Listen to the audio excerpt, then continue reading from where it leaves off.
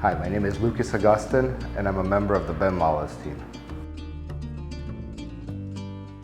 I started in 2010. I was 21 years old. Back then, that's the minimum age you needed to get a license, and I think right after my 21st birthday, I was licensed. I love this job. This job, we're like hunters in a way. We have to go out there, find our prey, and then bring it back, if you will, for our clients. And always something new. Never two deals are the same, so is this really a job? I don't think so. This is fun.